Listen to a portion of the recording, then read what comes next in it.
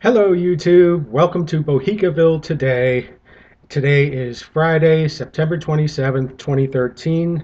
I'm Paul, and Bohica stands of course for bend over, here it comes again. So, bend over, grab your ankles, here we go. I have a few items that I'd like to discuss tonight, and the first one is the attacks in Kenya.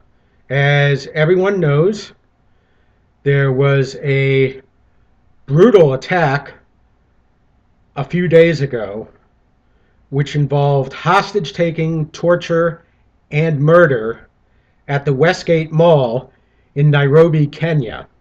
Apparently, this is an affluent area of Nairobi, and they attract a lot of Westerners to this mall.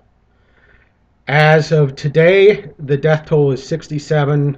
We don't know whether it's going to go higher or not. I did a little bit of research before I started this video, and I can't find anything more current than that, so I'm going with a death toll of 67 now.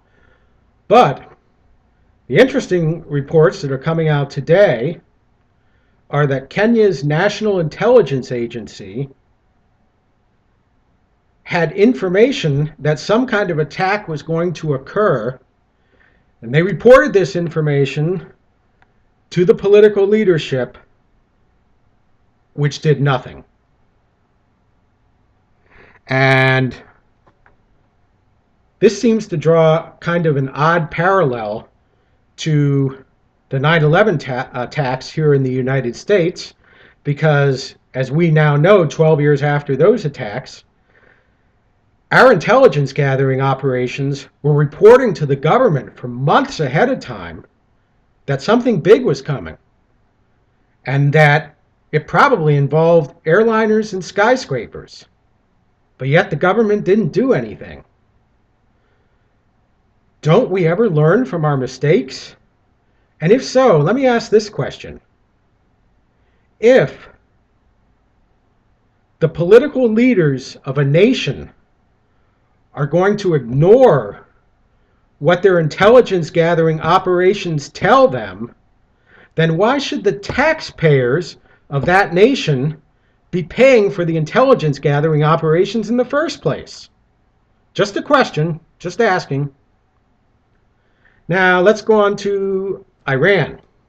It was also reported today that there was a phone conversation between United States President Barack Obama and Iran's President Rouhani.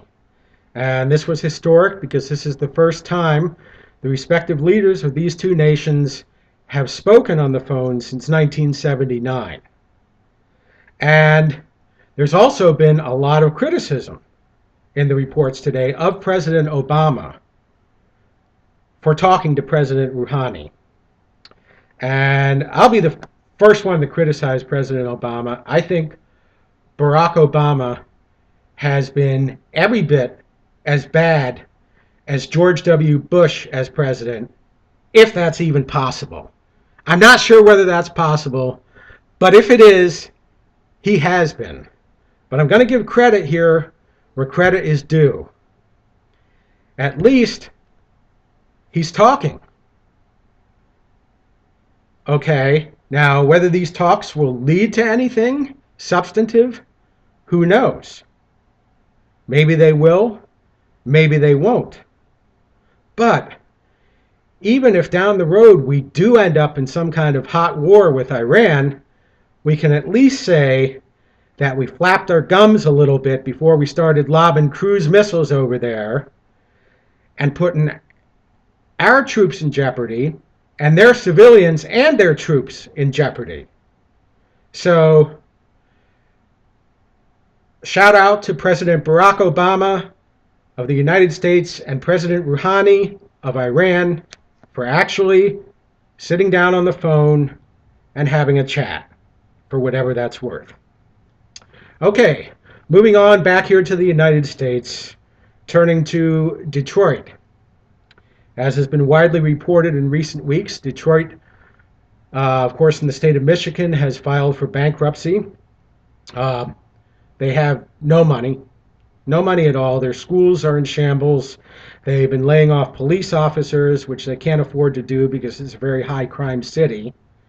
But now it's being reported today that Detroit is going to receive up to $320 million in aid from a combination of federal government sources, state government sources, from I guess the state of Michigan, and private sources. Now, I haven't been able to find anything online about what the breakdown is as far as how much of this is going to be federal money, how much is going to be state money, how much is going to be private money. But in situations like this, it usually always ends up being government money. So my question here is, yes, Detroit is bankrupt. Yes, Detroit has big problems. But why do we, the federal taxpayers, have to pay to bail them out? Because there are a lot of big cities that are in trouble right now. There are a lot of cities that are on the edge. There are a lot of cities that are a lot larger than Detroit that are having financial difficulties right now. So doesn't this bailout of $320 million to Detroit send a dangerous precedent? I mean, imagine if you're at a mayoral staff meeting of a large city in America. I don't know, pick a city, any city you want. And the discussion is about money. And the mayor's saying, okay, we're broke. We have no more money. What are we going to do to raise money? Staff, I need some ideas here. Help me out. And someone raises their hand and says, hey, Mr. Mayor, I have an idea. Let's declare bankruptcy. Then we can get federal and state bailout money. Yay! Dangerous precedents, folks. Dangerous precedent. Okay, moving on to a Detroit-based company, General Motors Corporation, based in the bankrupt city of Detroit, of course. But apparently, General Motors is not anywhere close to bankrupt, even though they were given a federal government bailout just a few years ago, because General Motors is determined to spend whatever it costs to develop a car battery that will run at least 200 miles on a single charge. And their current estimate is if they're successful with this effort, that the battery unit will only cost $30,000. Now that $30,000, that is for the battery. That's just for the battery, not for the car. So I don't know how much the car will end up costing. But what I'm wondering is, who's going to be willing to buy a car like that? And are they going to end up getting a federal government bailout or some kind of federal government kickback in order to do that? Well, let's take a look at another electric car company, the Tesla Corporation, which is based in California, and they manufacture a high-end electric sports car, which sells for between $70,000 and $100,000. Now, apparently, the model of Tesla that will run about 200 miles on a single charge, as long as you don't drive too fast, costs about $100,000. And most of these Teslas are being sold in the state of California. Now, if you buy a Tesla in the state of California, you get a $7,500 kickback from the federal government, plus a $5,000 kickback from the state of California. Okay, so, and I'm not trying to do any wealth envy here. If you're rich, fine. I don't care. There's no wealth envy here. I have no problem with some people being rich. But if you have enough money to spend $100,000 on an electric sports car, Do you really need any government kickbacks? I mean, really?